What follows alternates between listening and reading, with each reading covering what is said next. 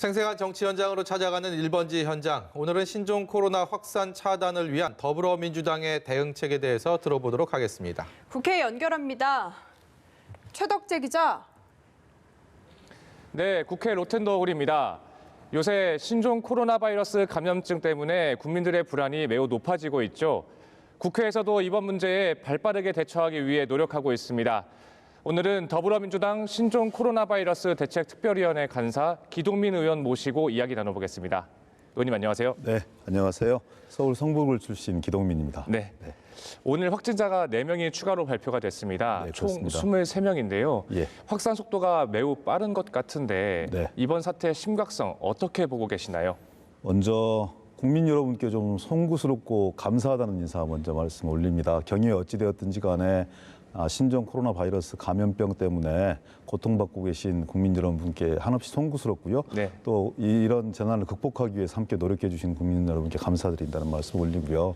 방역당국, 검역당국 당국자들, 보건복지부를 비롯한 공무원들 정말 고생 많으시고요. 특히 민간 의료 현장에서 불철주야 정말 협력을 아끼지 않고 계신 의료인들께도 심심한 감사 인사를 올립니다. 말씀 주셨듯이 지금 대한민국에는 23분의 확진자가 발생을 했고요. 2분이 완치되어서 퇴원을 하셨습니다. 그건 네. 대단히 경사스러운 일이고요. 일본 같은 경우는 지금 45분이 감염병으로 확정이 되어 있고 1분이 완치되셨습니다. 네. 중국은 오늘 3시 기준으로 보니까 28,000분이 넘었고요. 네. 그중에 563분이 사망하셨고 1,188명이 이제 완치되어서 퇴원을 하셨더라고요. 확산 일로에 있다 이런 표현이 맞고요. 이 확산 일로의 과정이 어느 정도의 정점을 맞아서 꺼질 수 있는 것인지는 아직까지는 예측할 수 없을 것 같습니다. 중국 관리 당국들도 춘절이 지났으니까 그 이동이 있을 것이고 앞으로 한 7일에서 10일 정도 상황을 지켜보아야 정점에 다다를 것인지 아니면 더 확산될 것인지를 지켜보고 있다고 하고요. 네. 우리 역시 좀 어려움이 있는 것이요. 중국 정말 최선을 다해서 노력하고 있겠지만 바이러스 정보를 각국에 신속하게 좀 정보를 유통시키는 데 좀 인색함이 있고요. 코로나 바이러스의 특성상 신종이지 않습니까? 네. 증상이 무증상일 경우에도 감염이 될 수 있다. 네. 이런 학계의 보고서가 나오고는 있어요. 예전에 메르스나 사스 때는 그런 경우는 없었거든요. 근데 아직 우리나라에서는 발견되지 않고 있지만 그런 특징을 보이고 있는 것이고 네. 그리고 또 호흡기나 발열뿐만이 아니라 근육통 등 아주 증세가 경미할 때도 전파의 가능성이 있어서 예전의 바이러스는 좀 다른 차원의 이런 문제입니다. 그래서 총력을 다해서 최선을 다해서 정부 당국에서 지금 대체 대비들을 해나가고 있는데요. 처음 확진자가 나온 분이 그 1월 20일 날 처음 확진자가 나왔습니다. 네. 그러니까 작년에 12월에 처음에 중국에서 코로나 바이러스가 발병을 했을 때 네. 그때 이제 관심 단계에서 처음 확진 단계로 넘어왔을 때 1월 20일 주의 단계로 넘어간 거고요. 그 주의 단계에서는 이제 질병관리본부의 중앙방역대책본부가 중심이 되어서 방역과 검역 활동들을 지원을 했습니다. 1월 27일 날 확진자분이 4분으로 확대가 되었어요. 더 이상 이 사태를 주의 단계에서 볼 수 없다 그래서 경계 단계로 격상을 시켰거든요. 네. 그럼 보건복지부가 여러 가지 부처의 이 산재에 있는 인원들을 지원을 받아서 중앙사고수습본부를 꾸리게 됩니다. 그리고 지금 얼마 전에는 총리 주재로 네. 이 단계를 경계 단계이긴 하지만 심각 단계로 상황시킨 것에 준하는 그런 대책들을 좀 수립을 해야겠다 싶어서 최선을 다해서 지금 그 단계에 맞게 적기 대응들을 해나가면서 국민들과 더불어서 이 재난을 극복하기 위해서 노력하고 있다. 이 정점이 언제일 것이고 언제 꺾일 것인지는 좀 더 추세를 봐야 된다. 우리도 한 일주일에서 열흘 정도는 상황들을 보면서 네. 대처를 해야 되는 거 아니냐. 초기 대응은 국민 여러분들이 보기에 약간은 미흡함도 있으셨겠지만 전문가들 사이에서는 메르스 사태라든지 사스 사태 때와는 비교할 수 없을 정도의 검역과 방역 시스템을 가지고 있다. 그래서 네. 최선을 다하고 있다. 네. 이렇게 말씀 올립니다. 네. 고비가 일주일 정도 있어야 될지 아니면 그 이유가 될지 알 수 없는 상황이지만은 네, 그렇습니다. 우리가 할 수 있는 선에서는 최선을 다했다 이렇게 말씀해 주셨는데요. 네. 그러면 이제 사재기 논란도 한번 이야기를 해보고 싶은데 네, 네. 요새 마스크 그다음에 네. 손 소독제 이런 제품들 구매하기 되게 어렵습니다. 네, 그렇습니다. 근데 일부에서는 가격을 굉장히 높이거나 네. 사재기를 하는 경우도 있다고 하는데 네. 우리 특위에서는 이런 부분에 대해서 어떻게 대처하실 생각이신가요? 정부 당국하고 얼마 전에 당과 정부 청와대가 고위 정책회의를 한번 진행을 예. 했는데요. 예. 그 심각성에 대해 잘 느끼고 있습니다. 근데 마스크 생산량은 하루에 1,000만 개가 넘거든요. 네. 우리나라에서. 그리고 판매되는 건 역시 1,100만 개가 넘어갑니다. 재고는 한 3,500만 개에서 4,000만 개를 가지고 있어요. 네. 공급이 충분하거든요. 근데 유통 과정에 문제가 있다는 얘기 아니겠습니까?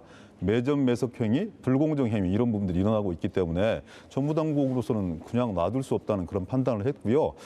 판매처에서 2019년 기준으로 판매량이 한 150% 이상을 초과하는 물량을 5일 이상 보유하게 되면 물가안전법에 따라서 처벌하게 됩니다. 징역 2년 이하의 징역이나 5천만 원 이하의 벌금을 처하게 되는 무거운 중한벌을 지금 고시를 했고요.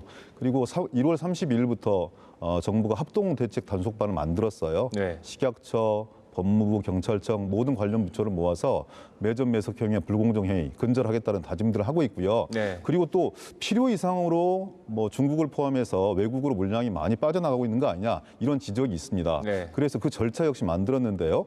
공항에서 예전에는 손 소독제라든지 마스크 이런 부분들을 1,000개 혹은 200만 원 이상 넘어가는 물건들이 해외로 반출될 때는 네. 간이 수출 절차를 거쳐서 간소화시켰었거든요. 근데 지금은 조금 과도한 물량이 빠져나가는 걸 막기 위해서 네. 정식 수출 절차로 전환시켰습니다. 그래서 이제 우리의 소중한 물품들이 적정량들이 해외에 공급되는 건 상관이 없는데 국민 여러분들이 쓰시는데 어려움 등과 불편함이 발생되면 안 된다는 그런 확고한 신념을 가지고 대대적인 그런 활동들을 펼쳐나가고 있고요. 네. 지금도 저는 약국이라든지 슈퍼에서 오전이면 물건이 동떨어지고 이런 부분들이 있다고 합니다. 맞습니다. 그래서 이제 마스크를 손소독제를 충분히 공급하지만 그런 부분들이 적정하게 배부될 수 있도록 최선의 노력을 다하겠고요. 네. 마스크 문제 같은 경우는 이미 한 50만 명에 달하는 저소득층, 취약계층에게 지급될 수 있는 그런 그 경비를 지자체에 이렇게 내려보내서 지금 네. 집행하고 있는 그런 과정들입니다. 네. 지적 소중하게 듣고 있고요.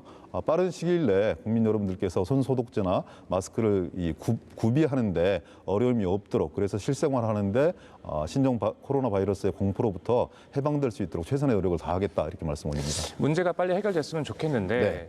일단 비판도 한번 이야기를 해봐야 될 것 같습니다. 네. 물론 말씀하신 것처럼 정부 그리고 여당이 많이 노력하고 있지만은 네. 일부 야당에서는 이번 우리의 정부 대처가 너무 늦은 것 아니냐 이런 얘기가 나오고 있거든요. 네.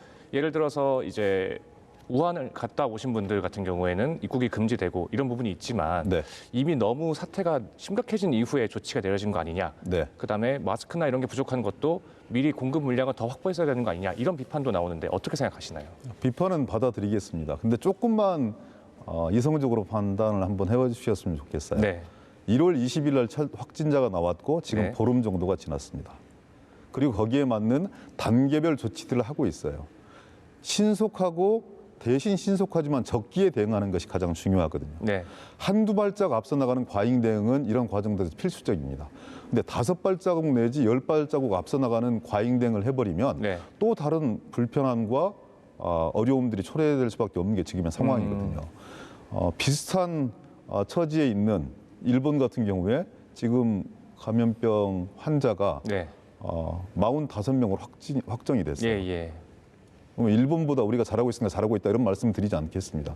그건 언제든지 우리들 역시 지역사회 감염이 현실화된다든지 아니면 진단 시약을 2월 7일부터 대규모로 공급해서 지금까지는 질병관리본부와 보건환경연구원 16곳에서만 진단을 했지만 이제 민간병원 50개 군데까지 확대해서 국민 여러분들이 조금이라도 좀 의심이 되면 중국을 다녀오셨던 분 중에 발열이나 호흡기 증상 이상이 있으면 폐렴 진단을 받지 않더라도 이제 진단을 받으실 수 있고요. 네. 그리고 또 태국이라든지 싱가포르, 일본에서 들어온 내국인, 외국인 이런 분들이 감염이 되었잖아요. 네. 여기에 대해서 보완하기 위해서 사례 정의를 바꿨어요. 현장에서 의사의 진단, 의사의 소견이 있으면. 첨부가 예. 되어서 의심이 간다 그러면 바로 진단을 받을 수 있는 이런 절차와 과정들을 거쳐 나가게 됩니다. 그러면 당분간 저는 이렇게 이 진단 받으시는 분들이 부분적으로 늘어날 수밖에 없을 것이고 네. 그래서 더 사람들이 확대가 되어서 진단이 용이해진다면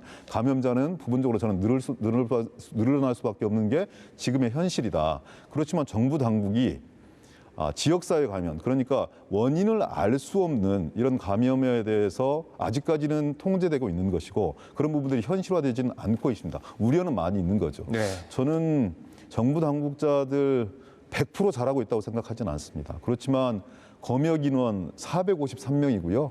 역학조사관, 질병보건부에 77명, 지방자치단체에 54명, 130명이 이 방대한 주무적인 일들을 해나가고 있습니다.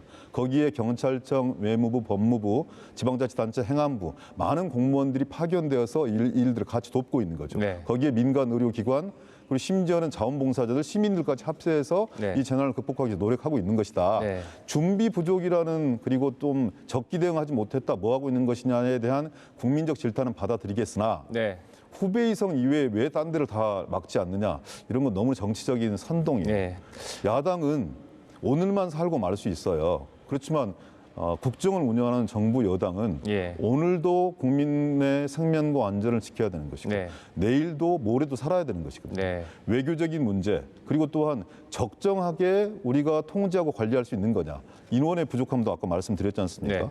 만약에 중국 전역에서 들어오는 내 외국인을 통제하게 되었을 때 14일 동안 자가격리를 시켜야 될 텐데 우리 내국인 같은 경우에도 하루에 지금 이 숫자들이 많이 줄어서 3, 4천 명의 내국인들이 들어오고 있어요.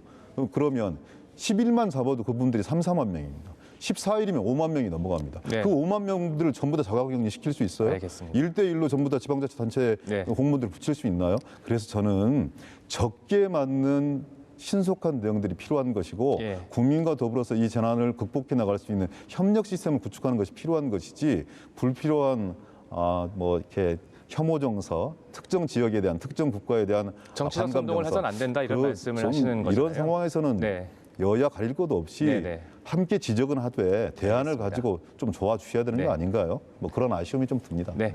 마지막으로 짧게 하나만 더 부탁드리겠습니다. 네. 검역법 개정안을 대표 발의하셨잖아요. 네. 현재 우리의 검역법의 문제점 그리고 어떻게 고쳐져야 될지 시간이 부족하니까 짧게 한 마디 부탁드리겠습니다. 1954년에 지금 검역법의 모태가 생겨났어요.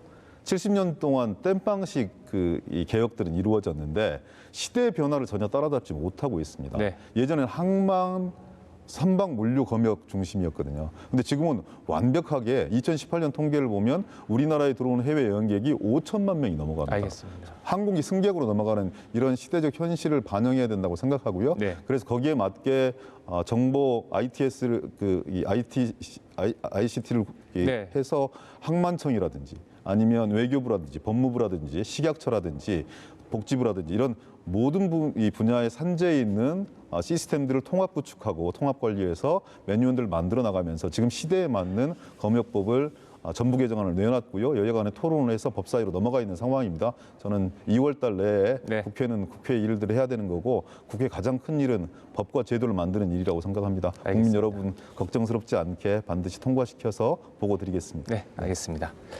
하루빨리 2월 임시국회가 열려서 이런 법안들이 잘 처리될 수 있었으면 좋겠습니다. 오늘 인터뷰는 여기서 마치겠습니다. 지금까지 1번지 현장이었습니다.